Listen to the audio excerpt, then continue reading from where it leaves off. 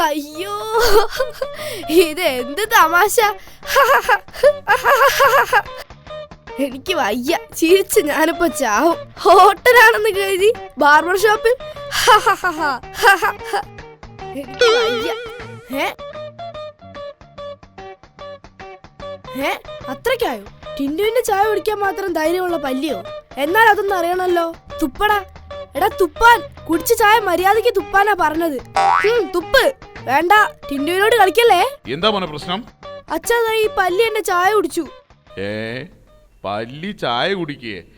എടാ, അത് പല്ലി ചായയില് വീണതാ, അതിനി കുടിക്കണ്ട, കളഞ്ഞേക്ക്. അപ്പൊ ഈ പല്ലി ഞാൻ വെറുതെ വിടണമെന്നാണോ അച്ഛൻ പറയുന്നത്? പോടാ, പോയി ജീവിക്ക്. ഈ ടിൻഡുവിനെ ഉപദ്രവിച്ചിട്ട് കൊല്ലാതെ വിടുന്ന ആദ്യത്തെ ജീവിയായിരിക്കും നീ. എന്നിട്ട് ഇന്നലെ രാത്രി നിന്റെ ചോര കുടിച്ച കൊതുകിനെ നീ വെറുതെ വിടുന്നത് ഞാൻ കണ്ടല്ലോ. അത് പിന്നെ എനിക്ക് കൊല്ലാൻ മനസ്സ് വന്നില്ല അച്ഛാ. ഒന്നില്ലേലും അവനെന്റെ ചോരയല്ലേ. നിന്റെ ചോര നിന്ന് പ്രസംഗിക്കാതെ പോയിരുന്നു പഠിക്കാൻ നോക്കടാ. പഠിക്കുന്ന കാര്യം പറഞ്ഞപ്പോൾ ഓർത്തത്.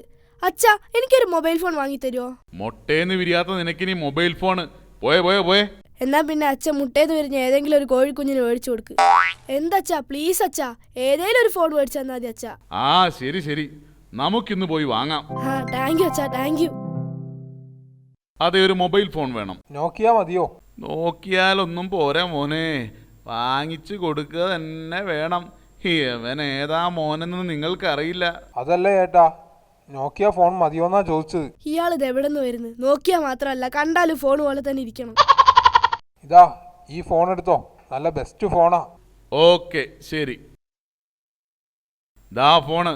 വെറുതെ വിളിച്ച് കാശ് കളയരുതേ. എന്തേലും അത്യാവശ്യം ഉണ്ടെങ്കിൽ മിസ് ഇട്ടാ മതി കേട്ടോ. ശരി അച്ഛാ. എന്നാ മോൻ വീട്ടിൽ പോയിക്കോ. അച്ഛൻ ടൗണിൽ പോയിട്ടേ വരുള്ളൂ എന്ന് അമ്മയോട് പറഞ്ഞേക്കണേ. ശരി അച്ഛാ.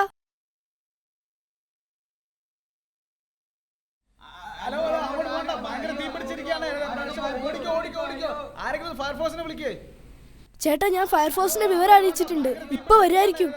അയ്യോ, ഫയർഫോഴ്സുകാർ ഇതുവരെ വന്നില്ലേ? ആ കുട്ടിയാ വിവരം അറിയിച്ചെന്ന് പറഞ്ഞത്. ഒന്ന് ചോദിച്ചേ. മോനെ, ഇവിടെ തീ പിടിച്ച കാര്യം നീ ഫയർഫോഴ്സിനെ വിളിച്ച് അറിയിച്ചതല്ലേ?